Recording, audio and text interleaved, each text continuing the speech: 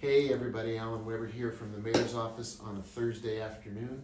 Looking out the window, a little cloudy, a little cool, but a lot going on, a lot of work being done, a lot of collaboration, a lot of cooperation, and a great deal of effort to rally together to take on the public health emergency that is still with us and going on around the country and around the world. I want to review a couple things with you and then give you a little bit of a sense of what I do in the course of a day, so you'll know some of the things that become most important on the radar screen in the Mayor's office. First, we had a very productive City Council meeting last night, first ever as a virtual council meeting. Thank you to the hardworking staff that made it happen, the team that coordinated a WebEx piece of technology that allowed all of us to see each other's faces, hear each other, hit the mute button when it was somebody else's turn to talk. It's still a work in progress. It was a first time ever, and you can always do better the next time once you know some of the things that become technical glitches, but tremendous achievement. It is an effort to innovate in the face of a public health emergency. And sometimes, as I said to the council last night, when you are faced with an emergency and business as usual is no longer possible, innovation results. Necessity really is the mother of invention, and we're inventing in city government. We are inventing new practices so that we can continue to serve you without exposing you or our city employees to the potential of the virus. We're still telling everybody, stay at home. We're still sending our workers home to work from home wherever possible. City buildings are now substantially closed to the public so that there won't be that exchange of the virus. We have on the city's website instructions on how to do business virtually, using the phone, using the internet. If you need to use snail mail, send us a good old-fashioned letter. But for the moment, city government is demonstrating its resiliency, its adaptability, as are you. People in our city are always resilient, always in good spirits, always pitching in to help. And I have to say, I have never witnessed a large group of people like the folks in our community who are ready to pitch in and add either time, energy, money, resources of all kinds to come together and address the basic needs of everybody in our community. That goes for our city employees who continue to rise to this occasion. It includes all of our residents. It includes especially our healthcare workers who are on the front line of taking care of people who are coming through, needing attention, getting tested, getting their results, finding out the course of the illness that we are all attempting to contain and then ultimately to conquer. Last night at the City Council meeting, we had an effort to include the public, and we'll get better at that. But the work went on, and some significant work was done that you need to know about. First, the City Council approved a proposal that I made to create a $500,000 emergency relief fund. It really falls into two categories. One is to help our small businesses and the people who have worked in those businesses who now find themselves in distress. Through no fault of their own, they may have lost their job, they may have been laid off, they may have had their hours cut, they may feel insecure, they may feel as though their future is clouded. We have some money to help. We have money to help the businesses. We have money to spread the word about how to help those businesses if you are a resident. For example, continuing to buy takeout food or delivery food from our many wonderful restaurants. So that $500,000 fund breaks down into money for business, for economic development, for jobs, for workers, and then money to address social needs, food, transportation, shelter, healthcare, mental health. Particularly in this time of stress, we see many people finding that their lives are suddenly very, very uncomfortable and highly stressed. We want to make sure there's mental health services available. So we, in the days and weeks ahead, Kira Ochoa from Community Services, Rich Brown from Economic Development, Randy Randall from Tourism will continue to reach out and find ways to organize your city government and this $500,000 pot of money to make a direct impact and get the money out on the street. Now, it's worth noting it's not just the city that's putting money into this relief effort.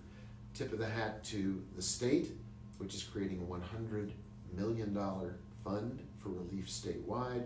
And now we're beginning to see signs coming out of Washington, D.C. that a record package close to $2 trillion will soon be approved by the Congress and signed into law by the President.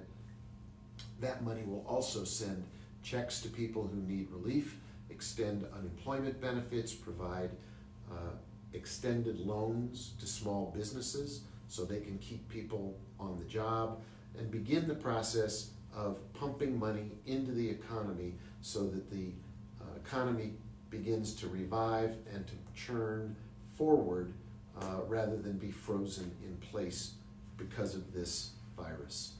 The second thing that happened last night that was truly exemplary was that the council discussed and agreed upon an extension of the powers and abilities of the city manager to act quickly and effectively, again, to get money out on the street.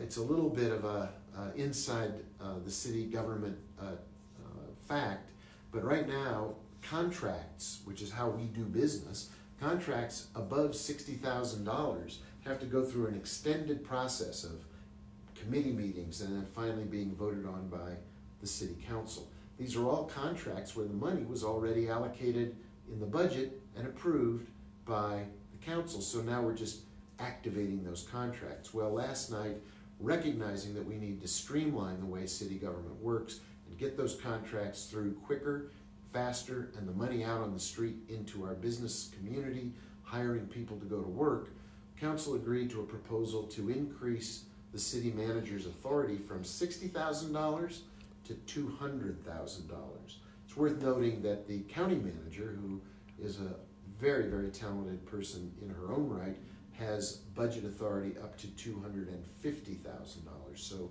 we're still managing your tax dollars effectively and with a report back to the council on all of those contracts. We just want to act quicker. We want to act faster. We want to get the money on the street and people having the opportunity to go to work through those contracts. That's really, I think, a very important highlight for last night. The council was, as I said, in a virtual session. We're going to continue to work that way because the number one message to all of us in order to contain and ultimately defeat this virus is please stay home, only go out for essential trips, for groceries, for medicine, for a healthcare appointment. Otherwise, if you want to go out, take a walk, go for a hike, use our trails.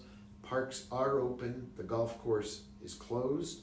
Most city buildings are closed, but you can still transact business with us. People in our city government are endlessly creative. One example that you'll be seeing soon is a guide put out by our librarians to help our teenagers understand what this health emergency is all about. They've been working collaboratively to put together a handmade guide to coronavirus for Santa Fe's teenagers. They're testing it with teenagers now, getting user feedback, and pretty soon it will be posted on the city's website. They continue to read stories to kids and to actually demonstrate that even in a time of difficulty, it's possible to have some fun, have some creativity, use the resources of the library, which is a remarkable collection of books, music, videos, access to a whole world of learning and entertainment. So again, the librarians are leading the way with that. Our exceptionally talented group in the Department of Arts and Culture is raising money. They've already met their challenge match number, and they are going to be working with subgroups of our art and culture community in Santa Fe to do the equivalent of what happened in the Great Depression, where the Public Works Administration put out grants to artists of all kinds to paint murals, to create sculpture, to write stories, and many of those wonderful artifacts that were created using public money back in the Great Depression are still with us as buildings and artwork. We're going to have that same kind of thing promoted through our Department of Arts and Culture. They're doing great work, again, to use this crisis and turn it into a creative opportunity. Give you a quick glimpse of some of the people I've talked to today, just so you know what happens in the day in the life of a mayor.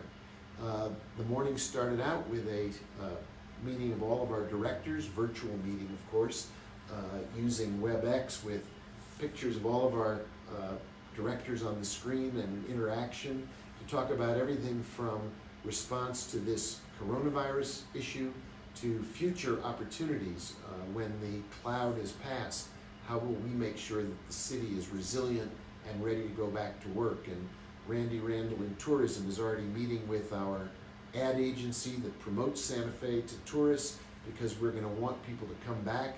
We're going to want them to stay in our hotels and eat in our restaurants and be welcomed back in Santa Fe. But we need to differentiate Santa Fe from any other city, because that same offer will be coming from all the cities that want tourists. We've got to maintain our special standing in the world as the first or second most wonderful city to visit in all of the United States, and about number 6 in the world. We need to get that offer back out in front of tourists. Our Public Utilities Department continues to work on water and our water-related issues, and making sure that the water is safe and drinkable and plentiful, and also that people are able to pay their bills, or if they can't pay their bills, we work out a deal so that nobody is threatened with having their water cut off. I had a meeting with the city manager, with the county manager, and the CEO of Christus St. Vincent. Went on to talk to the chairman of Ancorum about issues that we care about in the community, and where Ancorum takes a stand to help all of us through their grant-making capabilities, and spoke with our land use director, because we still have efforts moving forward to get permits out and construction going on. I had a conversation with our airport director, because we still need to fix up the airport. We need to pave that parking lot. We need to get the terminal work going. There are plans going forward so that that work can be done and those jobs can be hired up and people put to work. Every step of the day is filled with chances to coordinate, collaborate, and work positively with people across our city. And as I said, I've never seen a community come together like the people of Santa Fe are doing right now in this really difficult time. It's also a time to show our values, to show our best selves to each other, to care about each other, and to help each other to make sure that everybody makes it through this as well as we can. And when we come out the other end, we're ready to go back to work and put Santa Fe back where it belongs, at the top of the list of best places to work, live, thrive, raise a family, or if you're an outsider, come pay us a visit when the time comes. I did get a question from some folks about, I'm usually just sitting in the same place when we have these visits, about what book I was looking at on my desktop table, and it is the Speeches, Messages, Press Conferences, and Letters of Franklin Delano Roosevelt, one of my favorite presidents, and a figure who had his own issues like the Great Depression and World War II, as a leader unparalleled in some ways in our country's history. And I was looking at his first inaugural address from March 4th, 1933, and there's some very famous lines in here that President Roosevelt reminded us of back in 1933. He said, so first of all, let me assert my firm belief that the only thing we have to fear is fear itself. You've heard that quote before. Nameless, unreasoning, unjustified terror which paralyzes needed efforts to convert retreat into advance. In every dark hour of our national life, a leadership of frankness and vigor has met with that understanding and support of the people themselves, which is essential to victory. I am convinced that you will again give that support to leadership in these critical days. He talks about what happiness is. He says, happiness lies not in the mere possession of money. It lies in the joy of achievement, in the thrill of creative effort. The joy and moral stimulation of work no longer must be forgotten in the mad chase of evanescent profits. These dark days will be worth all they cost us if they teach us that our true destiny is not to be ministered unto, but to minister to ourselves and to our fellow men. So, good reading in a time of global crisis, national emergency, and here in Santa Fe, where we are blessed to live in the most wonderful place on earth, a reminder to take care of ourselves and each other, to give somebody you love a call and tell them you care about them and that you want them to be happy and to take care of themselves, to stay safe, to stay home, to look after themselves. We have a first-class healthcare facility in Santa Fe, several of them, and first-class healthcare workers who are on the job, getting prepared if and when there is a surge of cases.